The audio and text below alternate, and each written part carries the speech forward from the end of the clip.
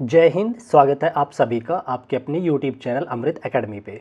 हम लोग अपना सीटेट पेपर 2 के लिए मैथ और साइंस की प्रिपरेशन कर रहे हैं और साइंस की सीरीज़ में आज का अपना लेक्चर नंबर 18 है। अभी तक हम लोगों ने कम्प्लीटली 17 लेक्चर अपने कंप्लीट कर लिए। उन 17 लेक्चर में मैंने अलग अलग चैप्टर आपके साथ डिस्कस किया है, ठीक है ना। अभी जस्ट इसके पीछे जो हमने लेक्चर कराया था फाइबर टू फैब्रिक के नाम से था, ठीक है ना, जिसमें हम लोग प्राकृतिक और कृत्रिम रेशे के बारे में पढ़े थे। मैंने आप लोगों से बोला था कि उसका एक पार्ट आता है कृत्रिम रेशा, ठीक है ना, जिसको कि सिंथेटिक फाइबर बोलते हैं। तो आज के इस 18th नंबर के लेक्चर में हम लोग इसी के बारे में डिस्कस करेंगे। किसके बारे में? सिंथेटिक फाइबर के बारे में, ठीक है ना। सबसे पहले हम थोड़ा सा आपके साथ कॉन्सेप्ट डिस्कस करेंगे, फिर उससे रिलेटेड जो प्रीवियस ईयर क्वेश्चन है उनको भी सॉल्व करेंगे, ठीक है। तो चलिए बिना टाइम वेस्ट किए आज की अपनी क्लास को आगे बढ़ाते हैं। और जो लोग चैनल पर नए हैं प्लीज़ चैनल को सब्सक्राइब जरूर कीजिएगा, ठीक है। आ जाइए। देखिए, थोड़ा सा इंट्रोडक्शन की अगर मैं बात करूं तो जैसा कि मैंने आपसे पहले ही बता दिया कि जो रेशे होते हैं यानी कि जो फाइबर्स होते हैं वो दो तरीके के होते हैं। एक होता है जो प्राकृतिक होता है, जिसका कि डिस्कशन हमने कर रखा है, जो पेड़ पौधे और जंतु जीवों से पाए जाते थे, जिसमें मैंने आप लोगों को अब ऊन वगैरह के बारे में भी बताया था, याक से कैसे प्राप्त किया जाता है, इन सब चीज़ों पर डिस्कस किया था। दूसरा इसका एक पहलू आता है जिसके अंदर हम लोग सिंथेटिक फाइबर की बात करते हैं, जो कि पूरी तरीके से मैन मेड होता है, ठीक है ना। यहाँ पे देखिए, सिंथेटिक फाइबर मानव निर्मित फाइबर होते हैं जो रसायनों का उपयोग करके बनाए जाते हैं। तरह तरह के रसायन का इस्तेमाल करके हम लोग सिंथेटिक फाइबर का उपयोग करते हैं। पहला पॉइंट तो यही क्लियर हो जाना चाहिए कि जो सिंथेटिक फाइबर होता है वो कृत्रिम रेशा होता है, कृत्रिम फाइबर होता है, ठीक है, ये याद रखोगे, ठीक है। अच्छा, आगे क्या कह रहे हैं कि ये फाइबर पेट्रोकेमिकल से बनाए जाते हैं। पेट्रोकेमिकल्स होते हैं जब हम लोग पेट्रोलियम उत्पाद निकालते हैं, जैसे कि मैंने आप लोगों को पेट्रोलियम और कोल चैप्टर पढ़ाया था, उसमें प्रोसेस भी बताया था किस स्टेप में क्या निकलता है। तो वहाँ से निकलने वाले रसायन के इस्तेमाल करके हम लोग इसका निर्माण करते हैं, ठीक है ना। अच्छा, अब आगे और बढ़ना चाहे हम लोग तो देखिए, इन्हें कृत्रिम फाइबर भी कहा जाता है। They are also called the artificial fibres. ये इंपॉर्टेंट पॉइंट हो जाता है, कई बार आपसे डायरेक्ट पूछता है कि आर्टिफिशियल फाइबर या कृत्रिम फाइबर किसे कहा जाता है, तो आप क्या नाम बताएंगे? सिंथेटिक फाइबर को, ठीक है ना। इतनी बात समझ में आ गया। मैं उतना ही पॉइंट आपके साथ डिस्कस करूंगा जहां से एग्जैक्ट आपका क्वेश्चन बन जाएगा, ठीक है, उससे बाहर एग्जामिनर कहीं नहीं पूछेगा, ठीक है। चलिए अब हम बढ़ चलते हैं अपने अगले टॉपिक की तरफ, सिंथेटिक फाइबर के प्रकार, ठीक है ना। जब सिंथेटिक फाइबर बनाया जाता है तो उसमें कई सारे तरीके के प्रकार के सिंथेटिक फाइबर बनते हैं, ठीक है ना। तो मैं एक एक करके सारे के बारे में डिटेल में बताता हूँ। सबसे मुख्य अगर मैं बात करूँ तो रेयान हो गया, ठीक है ना। आपसे जब पूछेगा ये कौन सा कृत्रिम रेशा है जो पूरी तरीके से क्या है, सिंथेटिक है, यानी कि मैनमेड है या कृत्रिम है, ऐसा क्वेश्चन बनता है, तो पूरी टोटली बोलेगा आपसे कृत्रिम तरीके का कौन है, तो आप क्या नाम दे दोगे? रेयान। ये इंपॉर्टेंट है, याद रखना रेयान के बारे में, ठीक है ना। देखिए क्या है इसकी भी खासियत, रेयान को कृत्रिम रेशा भी कहा जाता है। तो एक बार सीटेट ने क्वेश्चन पूछा था, अभी प्रीवियस ईयर में आपको डिस्कस कराऊंगा भी, तो रेयान को क्या कहते हैं? कृत्रिम रेशा भी कहते हैं, ठीक है, ये याद रखोगे आप लोग। चलिए, इसे लकड़ी के गुद्दे यानी कि वुड प्लम से प्राप्त किया जाता है, जो सेलुलोज से बनाया जाता है, ठीक है ना। तो जो रेयान होता है लकड़ी में आप देखोगे सेलुलोज होता है, ठीक है ना, जो कि आप देखेंगे ह्यूमन सेल्स में नहीं पाया जाता है, केवल उसमें पाया जाता है प्लांट सेल में, ठीक है। सेलुलोज पचाने के लिए आप लोगों के बारे में इस पर डिस्कस किया हूँ उस वाले चैप्टर में, ठीक है ना। तो ये कैसे बनता है आपका रेयान? ये बनता है वुड प्लम से, यानी कि जो लकड़ी के गुद्दे होते हैं सेलुलोज वाले, उससे बनाया जाता है, ठीक है ना। यह मुलायम और चमकदार और सस्ता होता है, ठीक है। तो याद रखना रेयान की खासियत। रेयान पूछेगा कि हम लोग रेयान के कपड़े या इस तरह की चीज़ें क्यों इस्तेमाल करते हैं, क्योंकि ये चमकदार होता है, मुलायम होता है, काफ़ी सॉफ्ट होता है और सस्ता भी पड़ता है अदर के कंपैरिजन में, ठीक है ना। कैसे बनता है तो ये आपको याद रहना चाहिए। तो रेयान समझ गए। रेयान का सबसे इंपॉर्टेंट पॉइंट तो यही है कि, और ये सबसे फर्स्ट मैन मेड रेशा है, सबसे फर्स्ट मैनमेड क्या कहते हैं फाइबर। अगर बात करेगा, क्वेश्चन पूछता है तो क्या आंसर दोगे? रेयॉन। रेयॉन रेयान एकदम याद कर लो, ठीक है। उसके बाद आपका सेकंड वन आ जाता है, लाइनॉन के बारे में बात कर लेते हैं। लाइनॉन की रस्सियां वगैरह आप लोग सुनते होंगे कि लाइनॉन की रस्सी है, ठीक है ना। तो ये भी आपका क्या है? सिंथेटिक फाइबर का ही एक रूप है। अब देखिए इसमें क्या कह रहा है, नायलॉन पहला पूर्ण रूप से सिंथेटिक फाइबर है, ठीक है ना। तो ये देखिए कह रहा है पूर्ण रूप से सिंथेटिक फाइबर की अगर मैं बात करूं तो क्या है? लाइनॉन है आपका, ठीक है ना।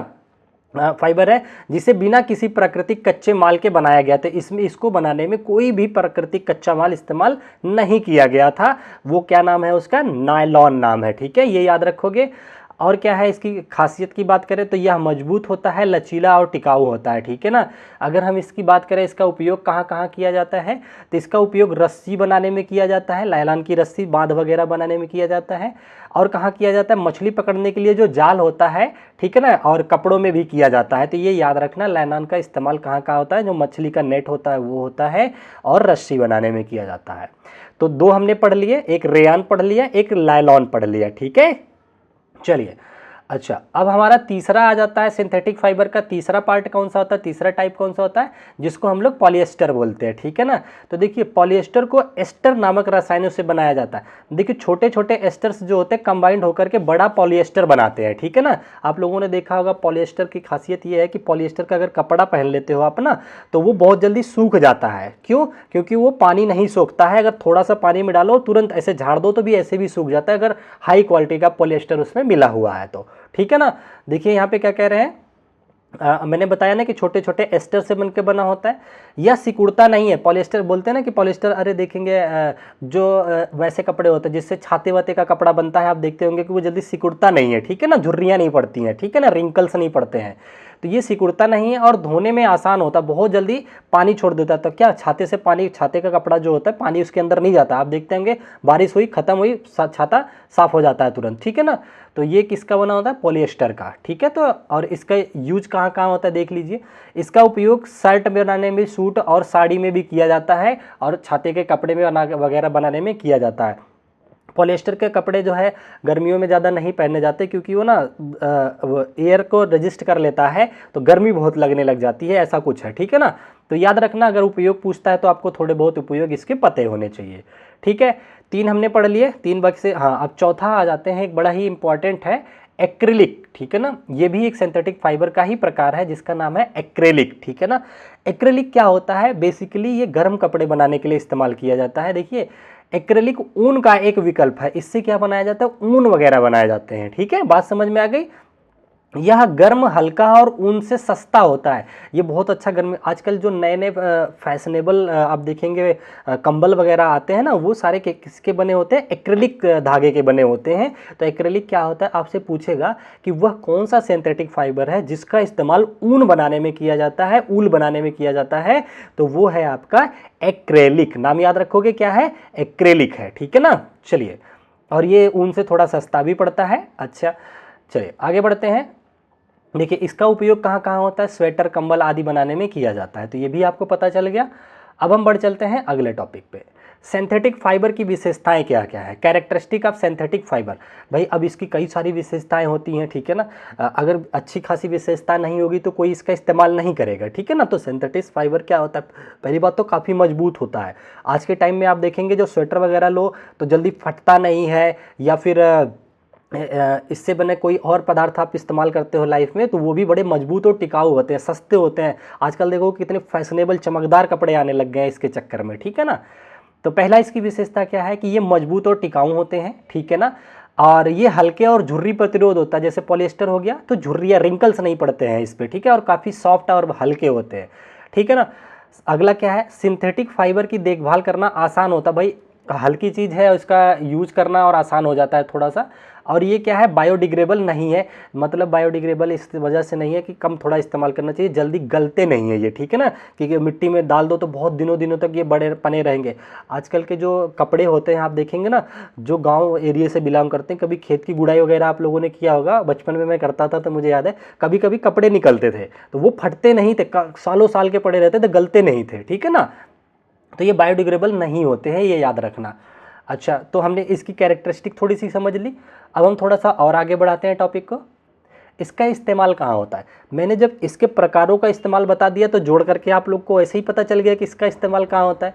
कपड़ों और घरेलू वस्तुएं बनाने में किया जाता है, रस्सियाँ बनाने में किया जाता है, मछली पकड़ने का जाल बनाने में किया जाता है, ठीक है ना, तंबू बनाने में किया जाता है, उद्योग, कार की सीटें, कालीन, फर्नीचर, कवर, ये सब बनाने में किया जाता है, ठीक है ना, सिंथेटिक फाइबर। तो आई होप अब आप लोगों को समझ में आ रहा होगा। आप लोग तमाम जगह से पढ़ रहे होंगे, आप में से बहुत सारे बच्चे पेड बैचेस भी लिए होंगे। आप एक बार कंटेंट देखेंगे ना, मैं कहता हूँ कि अगर मैं ना ही भी एक्सप्लेन करूँ, एक पूरी पूरी पीडीएफ अगर आप लोग पढ़ डालो ना, वैसे ही आपको बहुत सारी चीज़ें क्लियर आउट हो जाएंगी, ठीक है ना। बस मन से आप लोग चैनल को सब्सक्राइब कर लो और मन से पढ़ते रहो, मैं पूरा का पूरा सिलेबस कराऊंगा आप लोगों का, ठीक है ना। चलिए यहाँ देखिए क्या कह रहा है, सिंथेटिक फाइबर की हानियाँ क्या है। भाई हमने फ़ायदे तो देख लिए, हल्का है, यूज़फुल है, कम पैसे में मिलता है, चमकदार होता है। अब इसके कुछ लॉसेस भी तो होंगे। हाँ बिल्कुल है। क्यों है? ये गर्म करने पर पिघल जाते हैं। आप देखेंगे ना, जैसे कुछ पॉलीथीन या उस तरीके की चीज़ें होती है, पॉलिस्टर जैसे होते हैं ना, पॉलिस्टर के कपड़ा अगर आप जलाओगे ना तो आग करेगा तो चिपक जाएगा, गिरेगा तो आपके हाथ वाथ में पकड़ लेता है, ठीक है ना, तो आसानी से आग पकड़ लेता है। तो इसलिए बोला जाता है ये कपड़े ऐसी जगह, आग जलने वाली जगहों पर पहन के नहीं जाना चाहिए, ठीक है। और ये नॉन बायोडिग्रेडेबल है, तो जिसकी वजह से पर्यावरण में हानिकारक प्रभाव पड़ता है इसका। बिल्कुल अच्छी सी जायज़ सी बात है कि जब वो ख़त्म नहीं होगा सड़ गल के तो वो नुकसान ही देगा, ठीक है ना, इन्वायरमेंट को। तो ये इसकी हानियाँ कुछ हो गई। और ये प्राकृतिक फाइबर की तरह हवा को पार नहीं करने देता है, तो एक ये भी लॉस है। मैंने बताया ना, पॉलिस्टर का कपड़ा पहन लो, जैसे अब गर्मी आ रही है, पॉलिस्टर का कपड़ा पहन के आप बाहर निकल जाओ ना, आग ऐसे लगेगा शरीर में जलन होने लग जाएगी, ठीक है ना। तो ये सारे क्या इसके नुकसान भी है, फ़ायदे भी गिनवा दिए, नुकसान भी गिनवा दिए, ठीक है ना। चलिए अब इसी का एक रूप आता है प्लास्टिक। आपसे सीटेट में प्लास्टिक से रिलेटेड क्वेश्चन पूछता है, ठीक है ना। चलिए तो हम थोड़ा सा प्लास्टिक के बारे में जान लेते हैं। इसके परिचय की बात करें तो देखिए, प्लास्टिक सिंथेटिक सामग्री है। ये भी क्या है, मैनमेड ही होता है। सिंथेटिक का मतलब मैनमेड फाइबर, तो प्लास्टिक भी तो मैनमेड होता है, ठीक है ना। जो पॉलीमर से बना होता है, ये पॉलीमर से बना होता है, ठीक है। पॉलीमर बड़े अणु होते हैं जो छोटे छोटे मोनोमर नामक इकाइयों से बने होते हैं। तो इतना डीप में नहीं घुसना, बस इतना याद रखना, प्लास्टिक जो होते हैं पॉलीमर से बने होते हैं।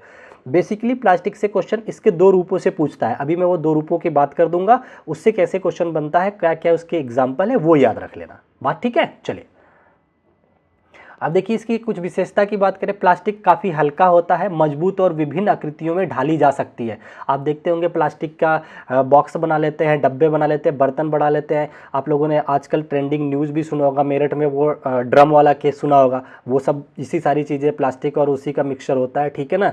तो काफ़ी मतलब लाइव क्लास में कभी चर्चा करेंगे इन चीज़ों पर। समाज में बहुत ज़्यादा गलत चीज़ें भी चल रही हैं, ठीक है ना। चलिए आप लोगों को शायद सुना तो होगा ही ये न्यूज़, मेरठ कांड। अच्छा, इसमें देखिए क्या है, प्लास्टिक के प्रकार की अगर हम बात कर ले, ये इंपॉर्टेंट बन जाता है आपके लिए। इसका ना काफ़ी ज़्यादा क्वेश्चन यहाँ से बनते हैं। तो मुख्यतः आपको दो तरीके की प्लास्टिक पढ़ने हैं। पहला पढ़ना है थर्मोप्लास्टिक, ठीक है ना। क्या नाम याद रखोगे? पहला, इसको नंबर 1 कर लीजिए, एक तो लिखा था, पेन चल गई। तो थर्मोप्लास्टिक होता है। अब थर्मोप्लास्टिक क्या होता है इसको जान लो, इसकी उदाहरण जान लो, क्योंकि उदाहरण से डायरेक्ट क्वेश्चन बनाता है एग्जामिनर।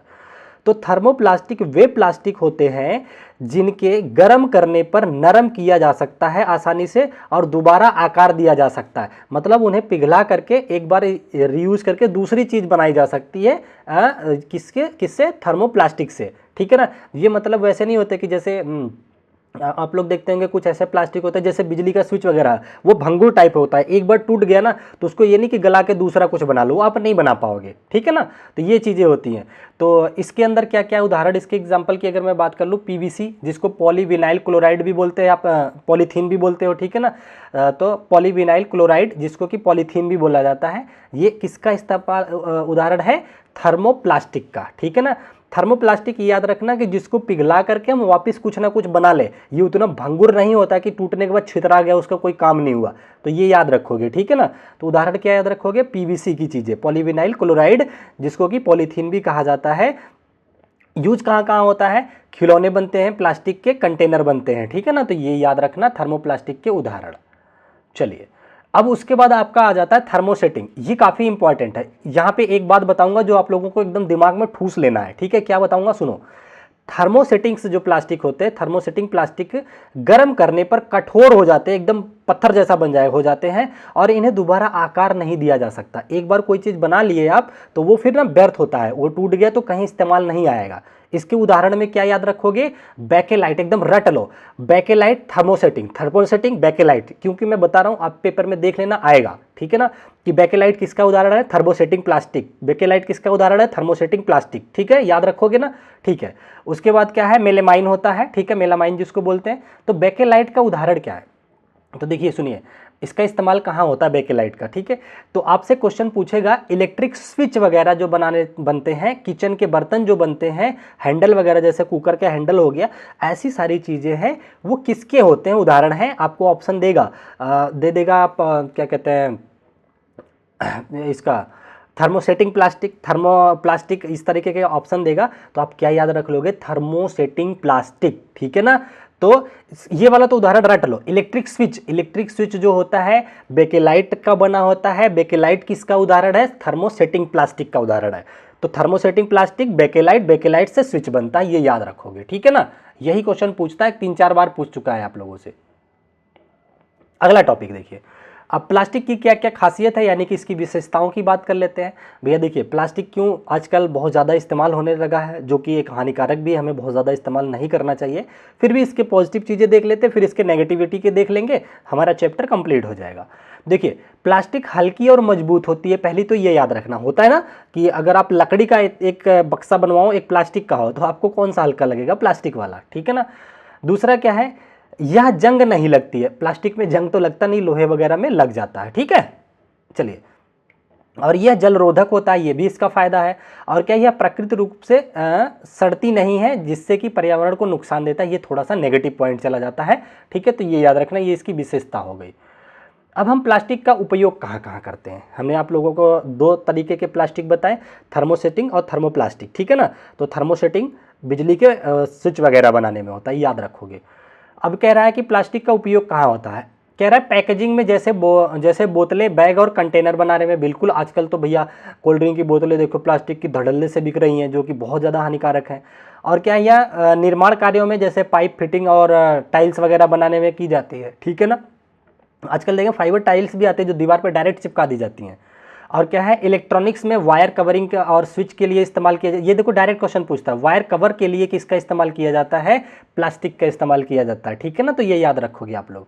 मेडिकल फील्ड में अगर देखोगे तो जैसे आप लोग देखे होंगे कि जो क्षेत्र में जो सिरिंज होती है, जिससे इंजेक्शन लगाया जाता है, वो भी प्लास्टिक का ही बना होता है, ठीक है ना। और पैकेजिंग सामग्री जो होती है, वो सारी चीज़ें मेडिकल फील्ड की जो होती हैं प्लास्टिक की बनी होती है। चैप्टर क्लियर हो रहा है ना? पूरा का पूरा डिक्टो एनसीईआरटी छापा हूँ, एक एक पॉइंट आप लोगों के लिए समराइज किया हूँ, ठीक है ना। इतनी आसान भाषा में, अगर इससे भी चैप्टर नहीं समझ में आ रहा, दोनों लैंग्वेज में लिखा भी है, फिर मैं आसान करके बता भी रहा हूँ, तो समझ लीजिए आप लोग काफ़ी पीछे हैं, तो मेहनत करनी ज़्यादा है, ठीक है, याद रखना। आगे देखते हैं, प्लास्टिक की हानियाँ क्या है। भाई हानि तो है, अगर कोई चीज़ फ़ायदेमंद है तो वो हानिकारक भी है कहीं ना कहीं। क्या हानियाँ हैं उसको देख लेते हैं। पहला यही कि ये नॉन बायोडिग्रेडेबल है, यानी कि इसे नष्ट नहीं किया जाता, सालों साल ऐसे ही पड़ा रहता है, जिससे प्रदूषण बढ़ता है। ये तो एक ये हानि हो गई। दूसरा क्या है, इसे जलाने पर जहरीली गैस भी निकलता है। आप देखो कहीं टायर या वैसी चीज़ें प्लास्टिक कहीं जलती है ना, तो बहुत गंध आती है, ठीक है ना। और क्या है, प्लास्टिक के कचरे से समुद्री जीवों को भी नुकसान हो रहा है। भाई आजकल देखोगे ना, नदियों समुद्रों में क्या है ना, जो बोतलें हैं, कोल्ड ड्रिंक की बोतल हो गई, पॉलीथीन, कुरकुरे वगैरह की, ये सारी चीज़ें फेंकी जा रही है, डंप करी जा रही हैं, जिससे ना समुद्री जीव जंतु जैसे मछली वगैरह होगी, उनको ना प्रॉब्लम हो रही है, उससे उनकी जनसंख्या में भी कमी यहाँ देखने को मिल रही है, ठीक है ना।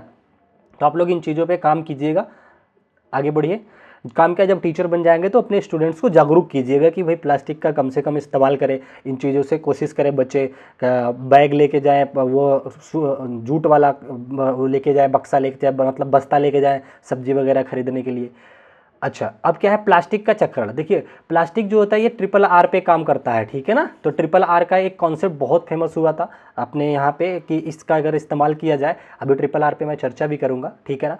देखिए, पुनर्चक्रण का उपयोग की गई प्लास्टिक को इकट्ठा करके उन्हें नए उत्पादों में परिवर्तित करें, ठीक है ना। जैसे आपका प्लास्टिक अगर ख़त्म हो गया है, आपके काम हो चुका है, तो उसको दोबारा रीयूज़ कर लो, ठीक है ना।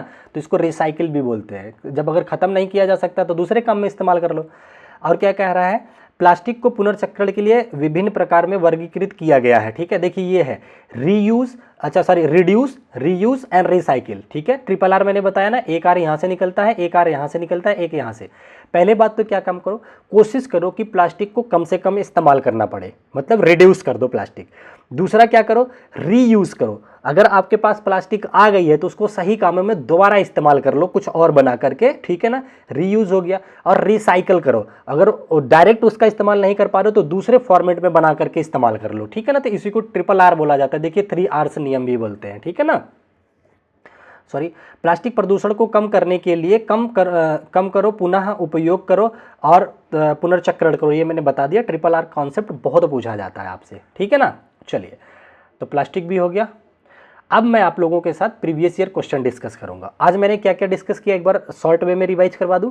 देखिए पहले तो सिंथेटिक क्या फाइबर क्या होता है, जो कृत्रिम तरीके से बनाया जाता है, रेयान वगैरह बता दिया, पॉलिएस्टर बता दिया और ये बता दिया, ठीक है। फिर मैंने प्लास्टिक पे चर्चा की, दो तरीके के प्लास्टिक बताया, क्या कहते हैं, पॉलीसेटिंग वाला जो बताया था, ठीक है ना, उसका जो बैकेलाइट वगैरह होता है बिजली के उपकरण बनाने में किया जाता है। तो ये बातें याद रखना, ठीक है ना, हानि और लाभ तो आप लोग कर लोगे। चलो अब हम आ जाते हैं क्वेश्चन पे। ये सारे आपके प्रीवियस ईयर क्वेश्चन हैं जो 2011 से लेकर के 2024 तक आए हैं, उसके बीच से मैंने लगभग यहाँ से 10 से 12 क्वेश्चन होंगे, उनको मैं डिस्कस करूंगा, ठीक है। तो पहला क्वेश्चन देखिए, कितना टाइम हो गया, 4:55 हो गया, ठीक है। पहला क्वेश्चन कह रहा है खाद्य सामग्री को रखने के लिए आमतौर पर पीईटी बोतलों का इस्तेमाल मतलब और जारों का यूज किया जाता है। पीईटी किसका प्रसिद्ध रूप है, ठीक है, सुप्रसिद्ध रूप है। तो पीईटी जो है आपका ना पॉलिएस्टर का ही एक रूप होता है जिससे बोतलें वगैरह बनाई जाती हैं, तो ये याद रखना, ठीक है ना। चलिए आगे बढ़ चलते हैं। क्वेश्चन नंबर सेकंड आपका, यहाँ देखिए कह रहा है निम्नलिखित में से मानव निर्मित रेशों में से कौन सा कृत्रिम रेशा है। मैंने आपसे बताया था ना कि जोर दे के बताया था कि याद कर लो कौन सा कृत्रिम रेशा है पूरी तरीके से, तो रेयान था, रेयान करके याद करवाया था, याद करो तो, ठीक है ना। रेयान क्या है, एक कृत्रिम रेशा है, ठीक है ना। चलिए ये सारे क्वेश्चन आपके पूछे हुए क्वेश्चन है। क्वेश्चन नंबर 3 आ गया, देखिए इसमें क्या कह रहा है। इसमें आपसे कह रहा है प्लास्टिक के सामान्य विशिष्ट गुण क्या क्या है। भाई प्लास्टिक के गुण मैंने आप लोगों से बता दिया, देखते हैं क्या क्या गुण है। कह रहा है टिकाऊ होता है, हाँ जी होता है। विद्युत के अच्छे प्लास्टिक से कभी विद्युत धारा प्रवाहित होती है क्या, गलत बात है, तो ये कट गया। दूसरा ऑप्शन बी ऑप्शन क्या कह रहा है, देखते हैं। उष्मा के अच्छे चालक होते हैं, वजन में हल्के, और विद्युत के अच्छे चालक होते हैं। भाई विद्युत के चालक नहीं होते हैं प्लास्टिक, ठीक है ना। उष्मा थोड़ी बहुत तो गर्म हो जाते हैं, प्लास्टिक हल्का टच करोगे साइकिल से सीट कवर वगैरह, लेकिन विद्युत बिल्कुल नहीं जाता है। सी ऑप्शन कह रहे हैं टिकाऊ होते हैं, बिल्कुल सही बात है। वजन में हल्के होते हैं, हाँ प्लास्टिक हल्की होती है। अनअभिक्रियाशील होती है, बहुत अच्छी बात करी है, ये जल्दी अभिक्रिया नहीं करते हैं, नॉन रिएक्टिव होते हैं, ठीक है ना। चौथा ऑप्शन कह रहे हैं टिकाऊ, उष्मा के अच्छे चालक और अनअभिक्रिया होते हैं, उष्मा के अच्छे चालक नहीं उतने होते हैं। तो सबसे ज्यादा सुटेबल आंसर आपका क्या हो जाएगा, C will be the correct option. बात समझ में आ रही है ना, क्वेश्चन कर पा रहे हो अब। चलो टाइम दूं आप लोगों को क्वेश्चन करने का भी, लो कमेंट करके बताना कि 10 क्वेश्चन में से कितने सही किए हो। चौथा क्वेश्चन है, ध्यान से पढ़िए फिर आंसर कीजिए। आपसे कह रहा है निम्नलिखित में से सत्य कथन छाटिए, ठीक है ना। देखते हैं, पहला कह रहा है मेलामाइन, थर्मोप्लास्टिक, और मैंने आप लोगों को मेलामाइन और बैकेलाइट दो उदाहरण दिया था, तो वो किसके उदाहरण दिया था, बैकेलाइट, याद करो, याद आ गया होगा। कह रहा है थर्मोसेटिंग, अच्छा इसमें कह रहा है मेलामाइन और थर्मोप्लास्टिक है, जबकि अच्छा मेलामाइन थर्मोप्लास्टिक है, नहीं भाई मैंने आप लोगों को बताया था मेलामाइन और बैकेलाइट दोनों ही जो है थर्मोसेटिंग प्लास्टिक है, तो ये ऑप्शन तो कट गया। कह रहा है बेकेलाइट और मेलामाइन दोनों थर्मोप्लास्टिक, नहीं थर्मोप्लास्टिक नहीं है, दोनों थर्मोसेटिंग प्लास्टिक है, ये भी बी ऑप्शन भी कट गया।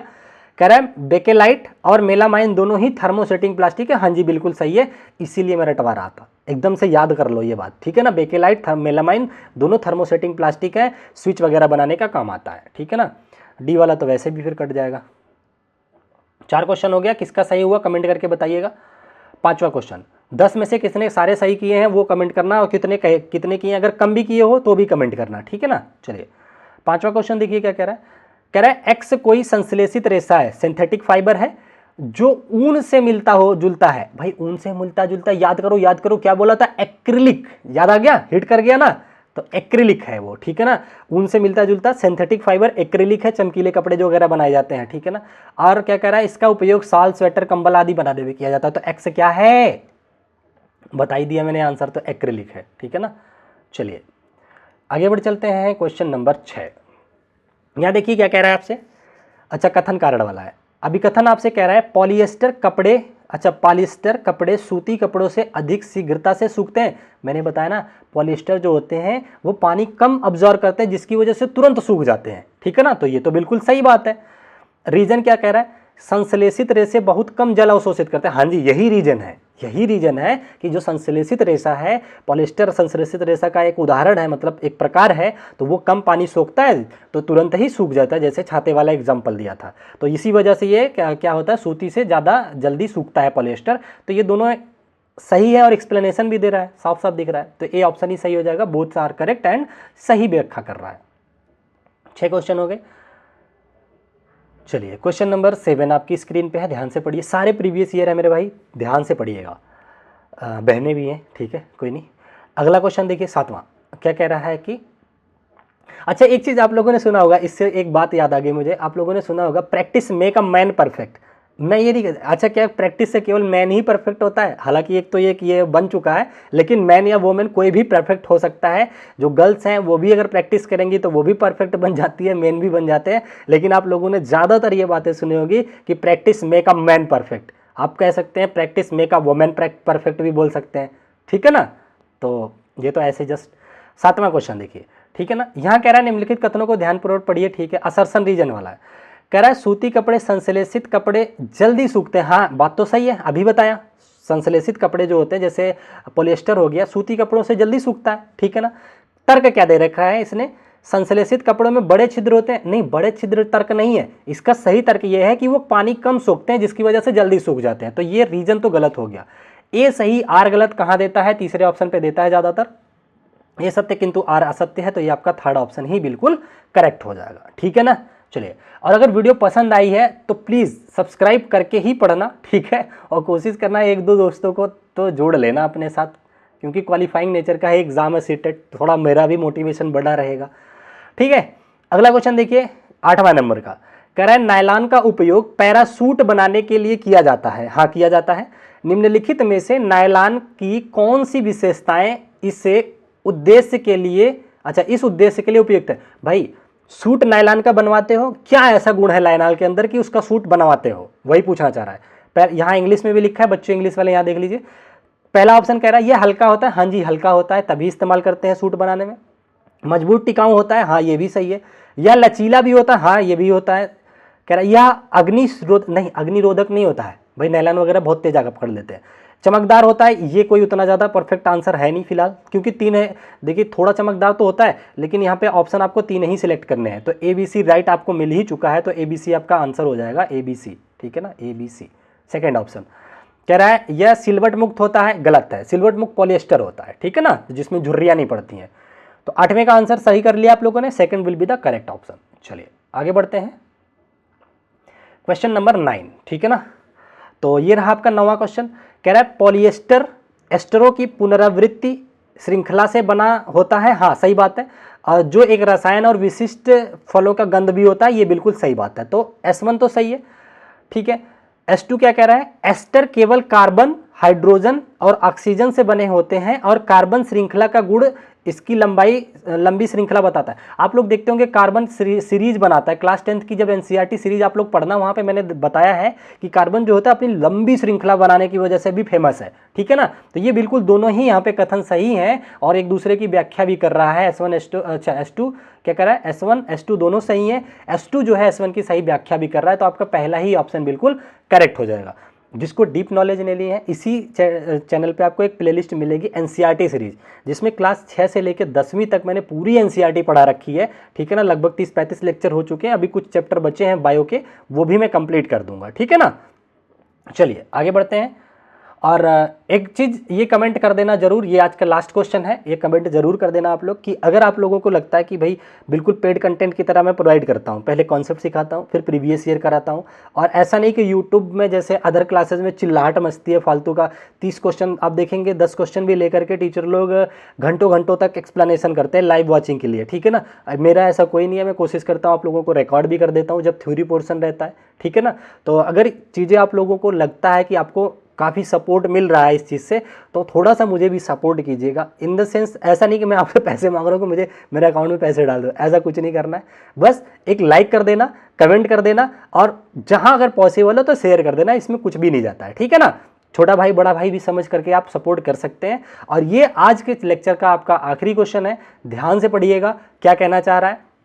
तो इसमें क्या कह रहा है आपसे कि अच्छा, identify the polymers on the basis of their using below the polymers, ठीक है।